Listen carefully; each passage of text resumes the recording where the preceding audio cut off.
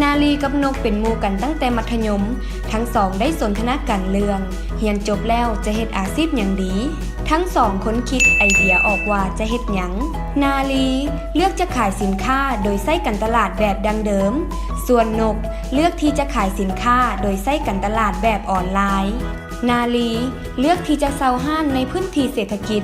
ตกแต่งห้านให้สวยงามและน่าเชื่อถือนาลีได้เริ่มทำการตลาดโดยจ้างพนักงานขายและการตลาดจำนวนหลายเพื่อผลิตโบรชัวร์แผ่นพับแจกและเซาหน้าหนังสือพิมพ์เพื่อโฆษณาภายใน 3-4 อาทิตย์นาลีมียอดขายเพิ่มขึ้นจากโฆษณาประชาสัมพันธ์จำนวนหลายนาลีจึงเลือกที่จะเฮ็ดการตลาดแบบนี้ไปเรื่อยๆแต่เมื่อเวลาผ่านไป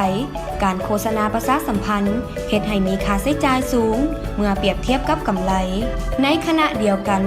นกเลือกที่จะขายสินค้าออนไลน์ผ่านเว็บไซต์ที่ออกแบบอย่างสวยงาม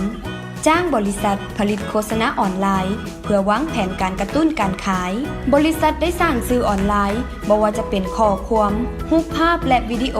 เพื่อส่งออกไปทางสื่อออนไลน์ต่างๆภายใน 3-4 อาทิตย์เท่านกมีลูกค้าเพิ่มขึ้นทั้งภายในและต่างประเทศเนื่องจากการเฮ็ดตลาดแบบออนไลน์มีค่าใช้จ่ายค่อนข้างต่ำบริษัทของนกสามารถสร้างรายได้อย่างมหาศาล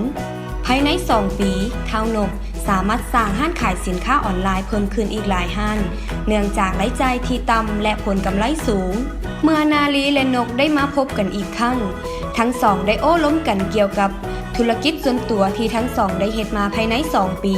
ทั้งสองเห็นดีว่าการเฮ็ดการตลาดแบบดังเดิมแมนมีค่าใช้จ่ายในการดำเนินการและการเฮ็ดการตลาดสูงใช้เวลาในการเฮ็ดการตลาดเป็นเวลาดนการเข้าถึงลูกค้าอาจจะบ่ถูกตามเป้าหมายที่วางไว้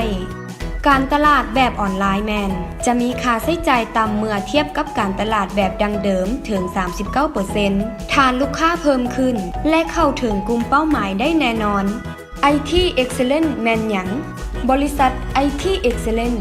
แมนบริษัทที่ให้ความช่วยเหลือในการขยายธุรกิจของท่านด้วยการบริการทางด้านโปรแกรมการออกแบบมีเดียสิ่งพิมพ์และการเฮ็ดการตลาดออนไลน์บริการของพวกเฮาประกอบด้วยการออกแบบโฆษณาให้ปรากฏขึ้นในหน้าทำอิฐของ Google การโฆษณาแบบวิดีโอผ่าน YouTube การสร้างและบริหารแฟนเพจ Facebook และ Line แอดสำหรับข้อแตกต่างระหว่าง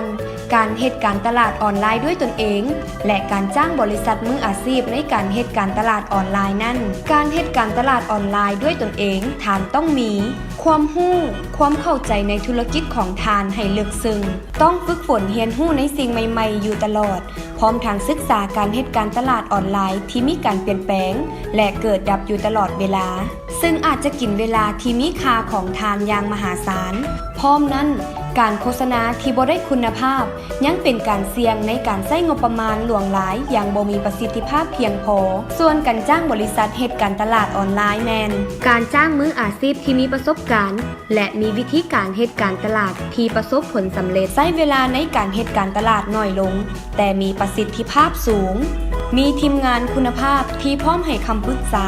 ลดความเสี่ยงกับการโฆษณาที่บ่มีประสิทธิภาพพร้อมทั้งเฮ็ดให้ท่านมีเวลาในการเฮ็ดเวียกด้านอื่นหลายขึ้นถ้าท่านสนใจที่จะเฮ็ดการตลาดกับ IT Excellence สามารถติดต่อได้ที่เบอร์ 021417998 หรือ